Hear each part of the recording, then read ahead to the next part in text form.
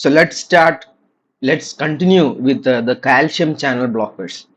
Uh, Calcium channel blockers, there are phenylalkylamines like verapamil, there are benzodiazepines like diltiazem, and dihydropyridines like difidipine, amlodipine, dipine classes. See here, the amlodipine, it's a dihydropyridine. It's 5 milligram per oral onset of action, dosage range.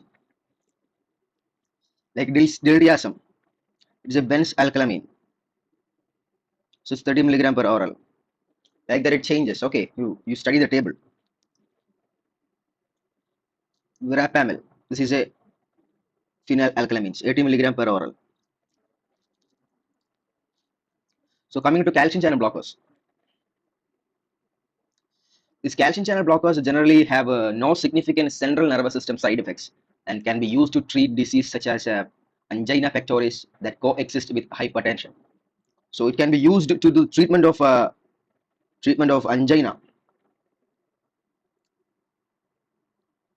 with systemic hypertension. So it's used in the treatment of angina with systemic hypertension. Due to the concern that the use of short-acting dihydropyridines, calcium channel antagonist may increase the number of ischemic cardiac events that are not indicated for hypertension management. So you think you better avoid short-acting dihydropyridines.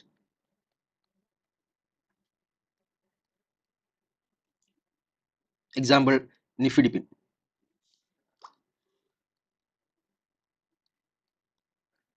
because it can cause ischemic cardiac events.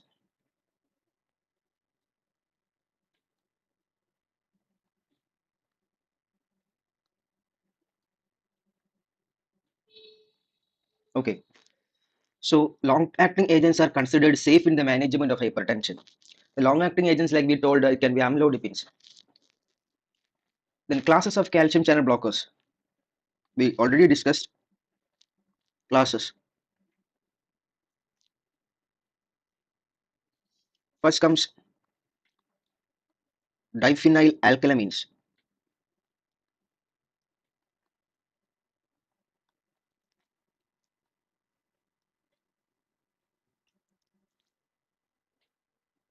That is verapamil.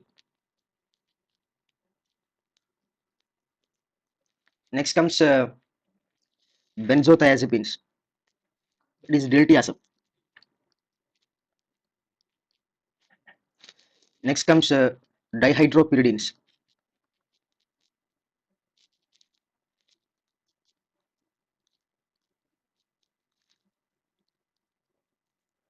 That is nifedipine.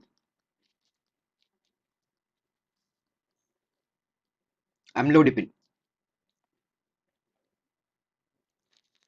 The newer second generation, newer second generation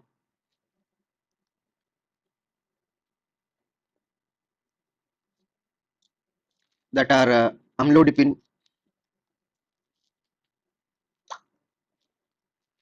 felodipine,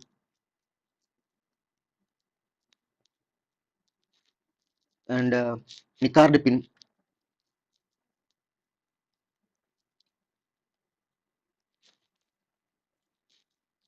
istradipine, like that. Okay, so the second generation, the newer second generation drugs are more vasoselective and have longer plasma half-life than nifedipine. The verapamil and diltiazem have negative cardiac inotropic and chronotropic effect. The nifedipine also has a negative inotropic effect, but in clinical use, this effect is much less pronounced than that of verapamil or diltiazem because of peripheral vasodilation and reflex tachycardia.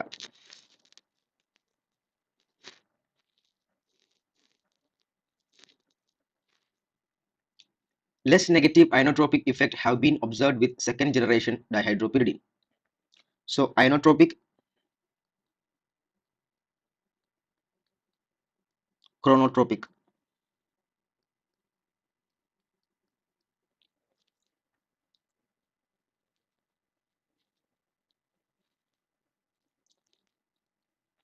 As we said, the verapamil and diltiazem has a negative cardiac inotropic and chronotropic effect. Is verapamil as well as diltiazem.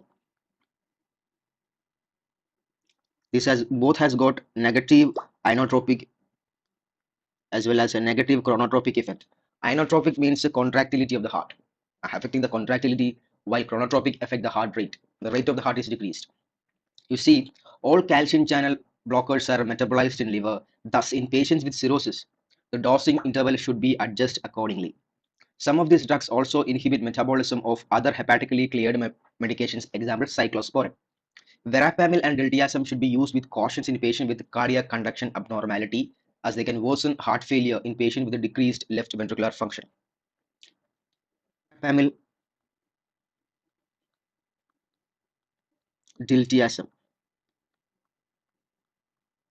It should be used in cautious in patients who are having a that is a left ventricular, the LVF, the left ventricle uh, function, LV function problem. Those who are having LV function problem, these drugs, because these are negatively inhibit the inotropic and chronotropic negativity, which means both the heart rate and the contractility affected. So it may worsen heart failure in those patients who are having a very poor LV function. So the side effects of calcium channel blockers. When you're discussing about the side effects of verapamil, it includes constipation, nausea, headache, orthostatic hypotension. Diltiazem can cause nausea, headache, and rash, while dihydropyridines can cause lower extremity edema, flushing, headache, rash. The calcium channel antagonists have no significant effect on glucose tolerance, electrolyte, or lipid profile. So, as we know, the verapamil drug,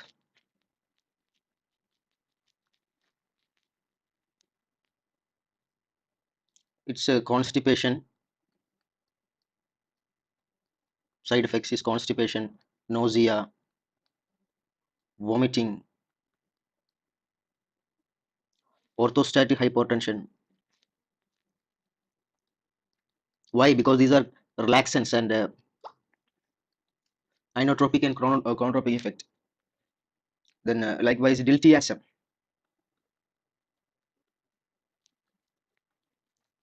Diltiazem can cause similarly headache, nausea, rash. Likewise, okay. So you think the next one is the dihydropyridines. Dihydropyridines. It can cause lower extremity edema.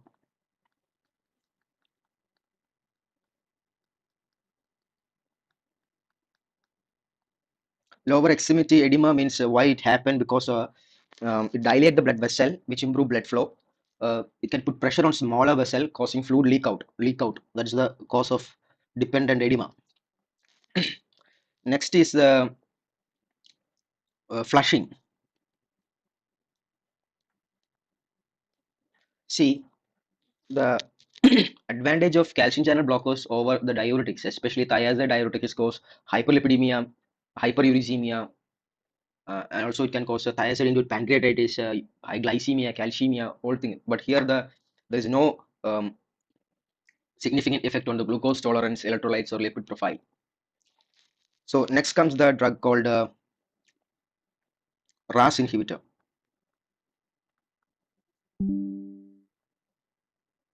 The RAS inhibitor, that is a renin angiotensin system.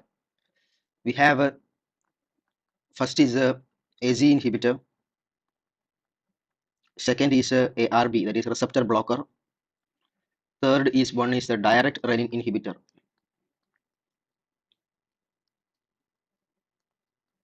Inhibitor. So these are three things. So coming about talking about ACE inhibitors,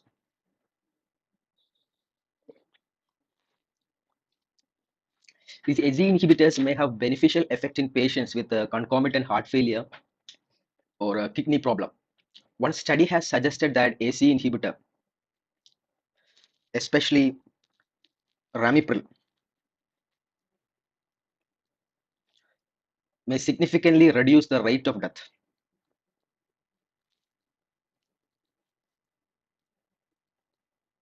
You see, it it is used in concomitant heart failure or kidney. The patient is having heart failure or kidney disease. We can use AC inhibitors. What all are the AC? These are the AC inhibitor drugs. You see, captopril, enalapril, lisinopril, ramipril, the dose as well as the dosage range. Okay, you see, um, additionally, they can reduce hypokalemia, hypercholesteremia, hyperglycemia, hyperuricemia caused by diuretic therapy, and particularly effective in states of hypertension associated with a high renin state. So, high renin state. What are the causes of high renin state?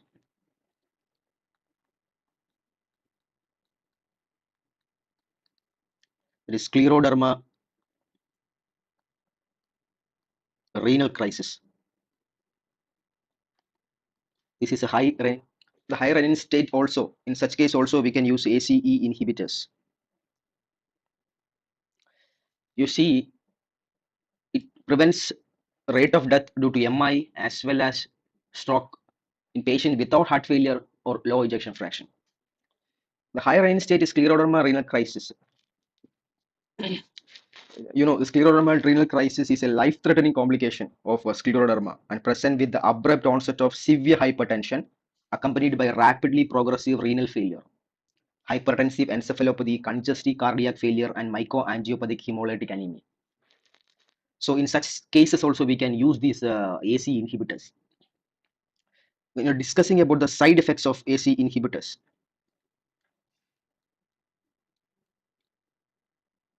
you see it is associated with the dry cough, brassy cough, we tell you brassy cough in up to 20% of patients.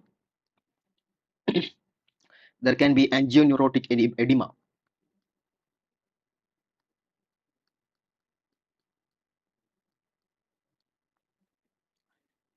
There can be hypotension, but they do not cause lipid, glucose, uric acid, any problematic cases. Okay, so main problem are this one. Why this dry cough is occurring?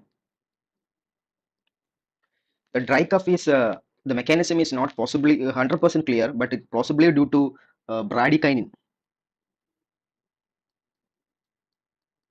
or it can be due to substance P. Okay, you see that AC inhibitors that contain sulfhydryl group, example captopril, they may cause taste disturbance, leukopenia, glomerulopathy with proteinuria. So captopril just it contains sulfhydryl group,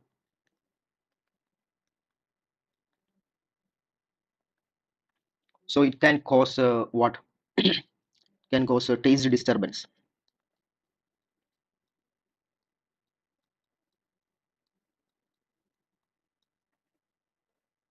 AC inhibitors cause what did actually the mechanism? AC inhibitors mechanism means it preferably cause the vasodilation of efferent arteriole.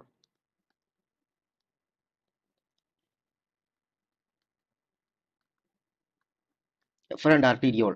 You see in kidney, in the Bowman's capsule, there are afferent arteriole and efferent arteriole. So the AC inhibitors are mainly affecting the efferent arterioles in kidney. Worsening of renal function may occur in patients who have decreased renal perfusion or who have pre-existing severe renal insufficiency. Okay, these are afferent, these are efferent. So AC inhibitors can cause hyperkalemia and should be used with caution in patients with decreased glomerular filtration rate who are taking potassium supplements or who are receiving potassium sparing diuretics. So these are about the ACE inhibitors. Next comes the drug called receptor blocker, angiotensin receptor blocker, that is ARBs. There are another class of antihypertensive drug that are effective in diverse patient populations. ARBs are useful alternative in patients with heart failure who are unable to tolerate AC inhibitors. So similar action. In patients who not tolerate AC inhibitors, not tolerating,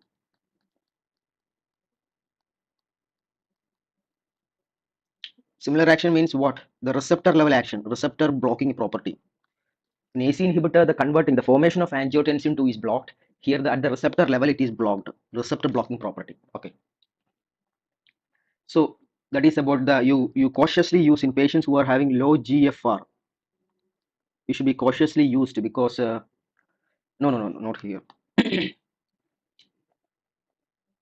Side effects.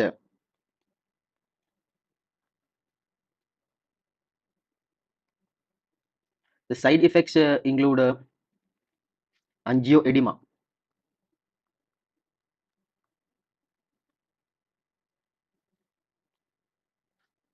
allergic reaction,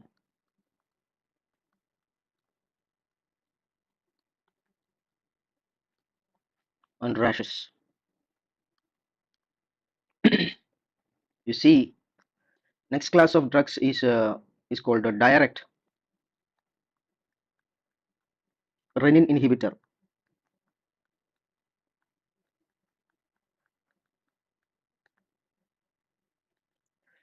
Direct renin inhibitor means the renin enzyme, the renin hormone, which are produced from the juxtaglomerular apparatus.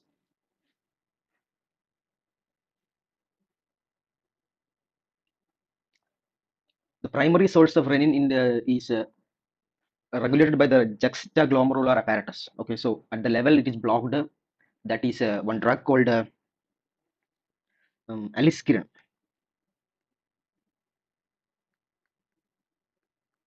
Aliskiren that is indicated solely for the treatment of hypertension. It may be used in combination with other antihypertensive agents.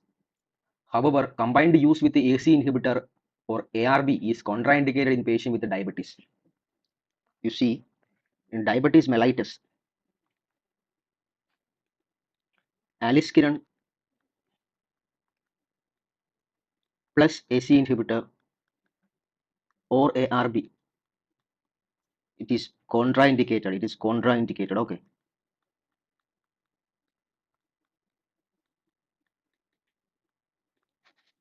Okay. Next we have the, so let's see the ARB blockers. The ARBs are this one: alisartan, candesartan, eporsartan, ibrисartan, valsartan, telmisartan, losartan. The renin inhibitor is aniliskeran, which is 150 milligram per oral. Next drug is we're discussing is beta blockers. The very important drug, beta blockers.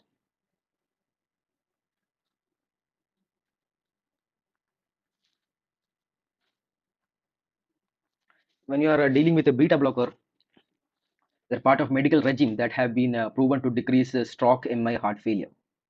Beta adrenergic antagonist work via competitive inhibition of effect of catecholamines at beta receptor. It decreases the heart rate, there is chronotropic effect and cardiac output.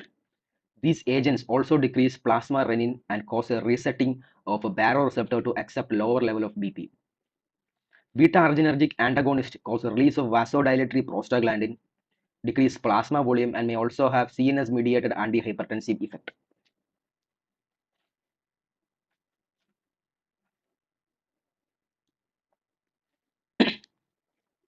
See, the classes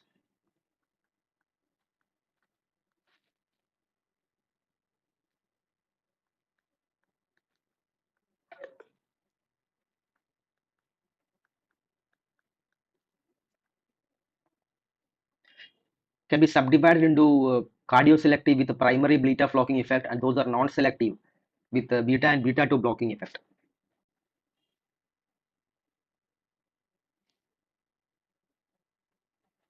See, certain drugs are selective and certain drugs are non-selective. Certain drugs are by like this alpha and beta, and certain drugs have intrinsic sympathomimetic activity.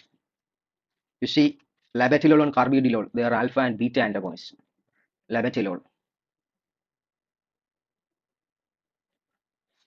You see, at low dose, the cardioselective agents can be given with caution to patients with mild chronic obstructive disease, diabetes mellitus, or POBD. At higher dose, these agents lose their beta 1 selectivity and may cause unwanted effect in these patients. Beta adrenergic antagonist. can also be categorized according to the presence or absence of partial agonistic or intrinsic sympathomimetic activity. So it can be selective,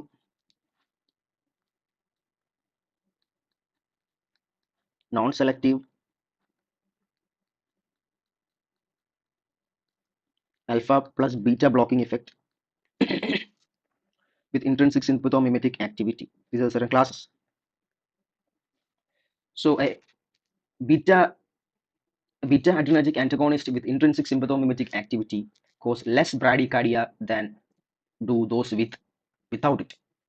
In addition, there are agents with mixed properties having both alpha and beta antagonism. That is just we discussed. The labetalol, alpha plus beta blocking property. Carvedilol. Nebivolol is highly selective beta adrenergic antagonist that is vasodilatory through an unclear mechanism. The side effects. Side effects of beta blockers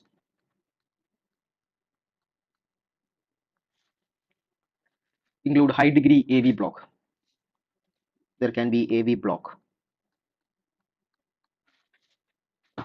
There can be heart failure. Sometimes there can be Raynaud's phenomena.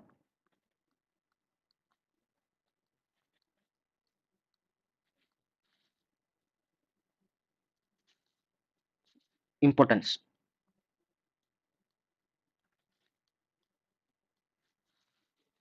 Lipophilic beta adrenergic antagonists such as propranolol have a higher incidence of CNS side effects including insomnia and depression. You see, propranolol, non-selective, they are lipophilic. They can cross blood-brain barrier. So it can cause depression as well as insomnia. Central side effects.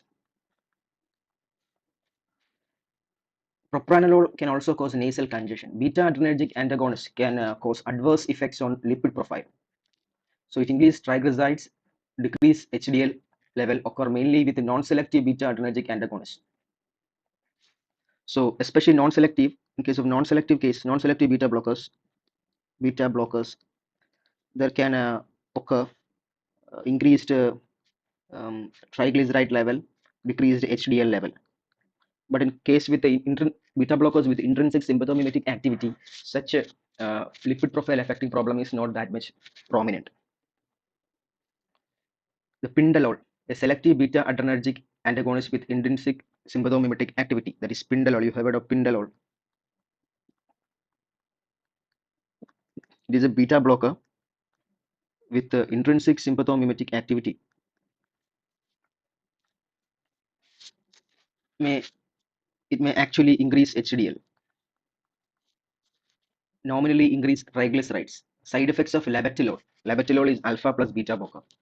Hepatocellular damage, postural hypotension, positive ANA test, lupus-like syndrome, tremor, potential hypotension in setting of halazine anesthesia.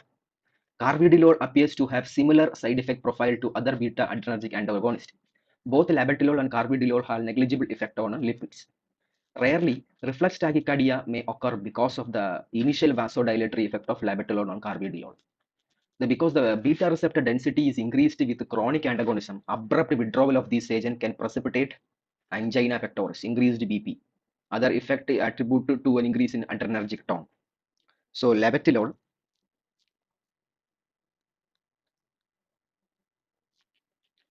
uh, and carvedilol,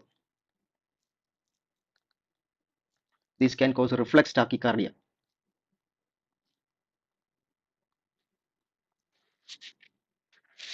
You see one thing, when you are chronically blocking the beta receptors, the beta, the density, the beta density increases. The beta receptor density